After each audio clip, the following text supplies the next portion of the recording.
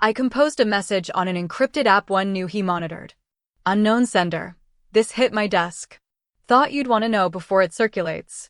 If you want to keep it quiet, meet me at 6:30 East Side Greenhouse, private room.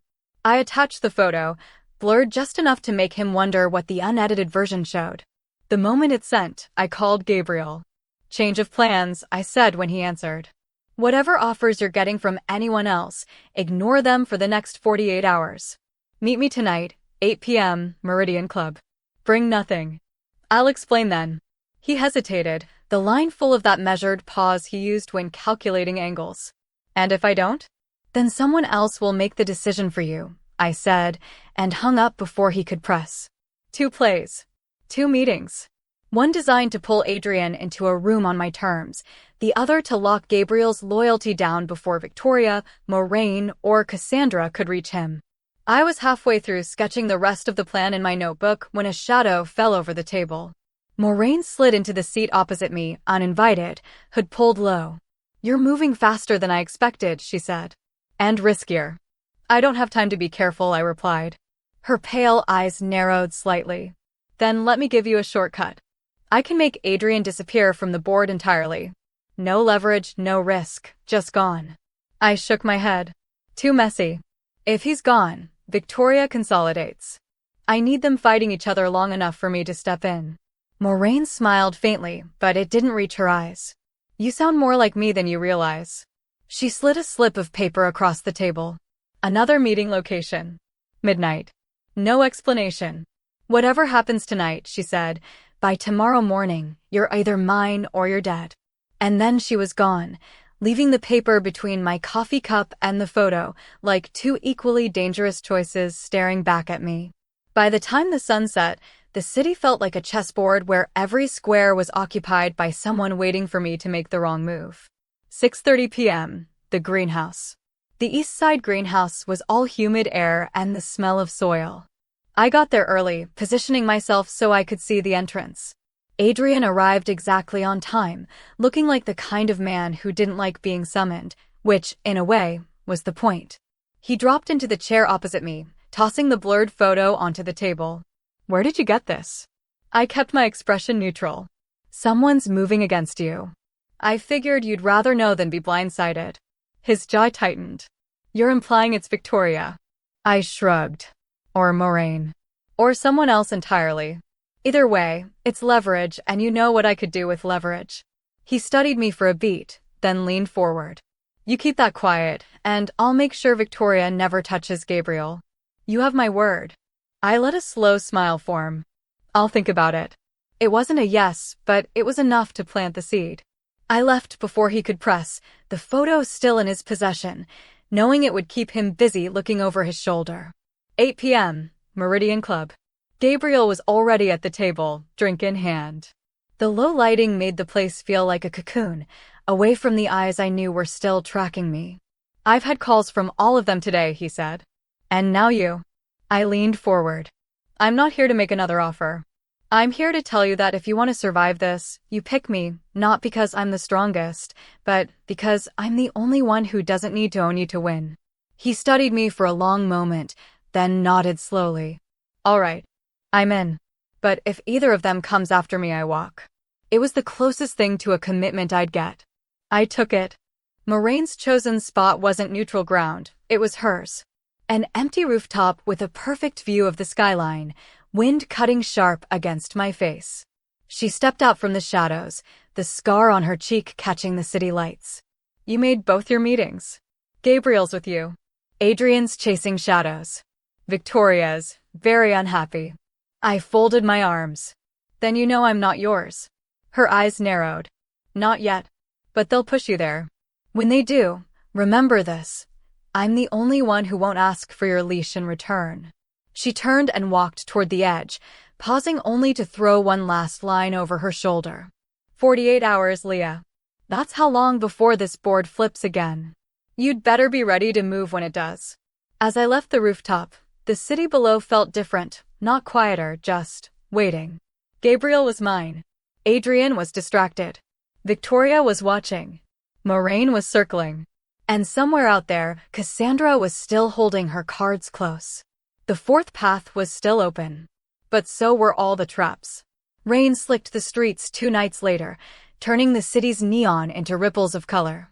I sat in the corner of a quiet bar, Gabriel's signed agreement tucked inside my jacket. My first real victory. But victories in this game didn't last. My phone buzzed. No name, just a single line. 48 hours is up. I glanced toward the bar's entrance and froze. Victoria walked in from one side, hair immaculate, eyes like polished steel. Adrian slipped in from the other, wearing that half-smile that said he already knew more than I wanted him to. And behind them, watching from the rain-slick street through the glass, stood Morraine, hood up, pale eyes unblinking. 3 predators. 1 prize. And somewhere in the shadows, Cassandra was still playing her long game. Gabriel's signature in my pocket felt like a burning fuse.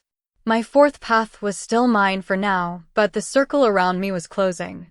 I took a slow sip of my drink, eyes locked on the door, and whispered to myself, "Let's see who moves first." The door hadn't even closed behind Victoria before the temperature in the bar seemed to drop. She spotted me instantly, her gaze flicking briefly to Gabriel's absence, then settling back on me with a look that could cut glass. From the other side, Adrian strolled in like this was his usual haunt, ignoring Victoria entirely as he headed for my table. His presence drew eyes, not because people recognized him, but because he wanted them to. And outside, Morraine didn't move from her spot. Just watched. Adrian reached me first, sliding into the seat opposite without invitation. "I hear you've been busy," he said, his tone equal parts amused and dangerous. Victoria arrived seconds later, taking the seat beside me instead of across. "She's been reckless," she corrected, her voice low. For a moment, they didn't even look at each other, as if I was the only real piece on the board worth moving. "Gabriel's off limits," Adrian said casually, as if declaring it made it fact. Victoria's lips curved faintly. "Funny. I was going to say the same thing. It would have been laughable if it wasn't so lethal." I leaned back, letting the silence stretch just enough.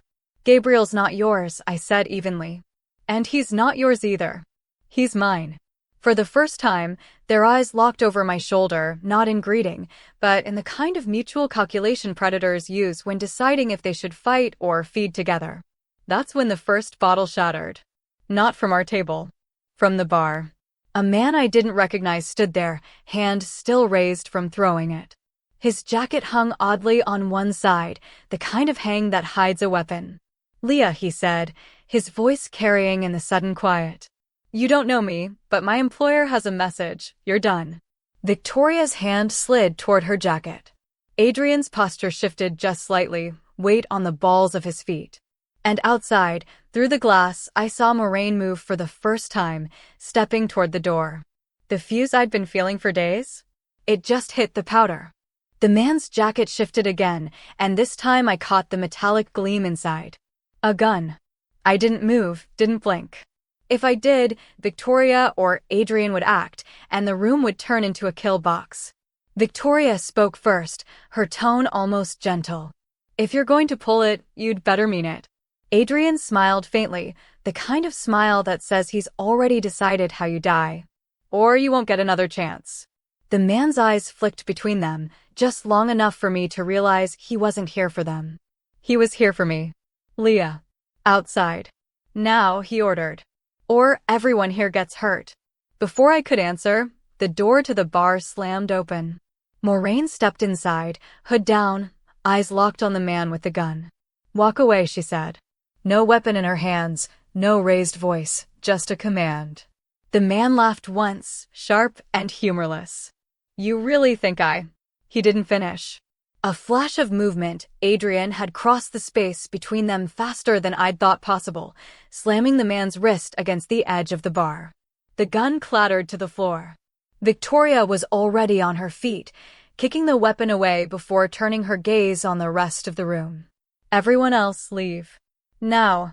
The bar emptied in seconds.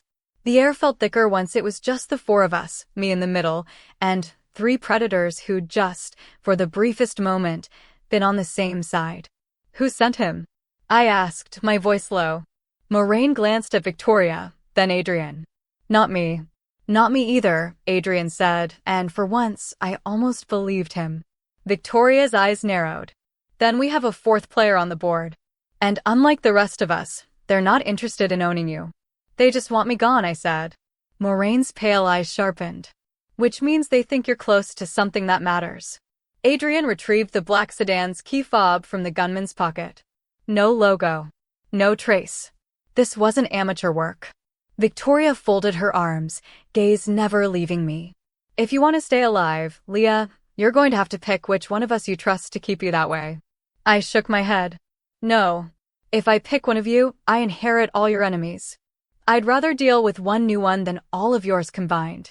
The corner of Adrian's mouth curled. Then you'd better find this fourth player fast. Morraine's tone was colder. Because if you don't, you won't make it to the next move. We left the bar separately, 3 exits, 3 different directions, no words exchanged. It wasn't strategy. It was survival. I didn't go back to the suite. Instead, I went to a place no one in the city should have known about, a rented room above a dusty pawn shop, my fallback safe house. The kind of place I never visited twice in the same month. I sat on the edge of the bed, the photo I'd taken from Cassandra's folder lying on the blanket. Adrian with the launderer. Proof I still had teeth. But if this fourth player could plant a hitman inside a public space, with all 3 of them present, proof wouldn't matter if I was dead before I could use it. So I went digging. I pulled out my oldest laptop, the one without any of Victoria's security upgrades or Adrian's tracking code. A burner connection, a deep search, and a name I hadn't spoken in years, Harker Industries. Back before the circle, before Adrian, before Morraine, I'd done contract drafting for an architectural project they funded. The project died suddenly, no explanation, but the payout had been strangely generous for someone in my position. Now, buried in the filings, I saw something that made my chest tighten. Primary shareholder, Vale Strategic Holdings. Cassandra. She'd been in my orbit years before we ever met in that sedan.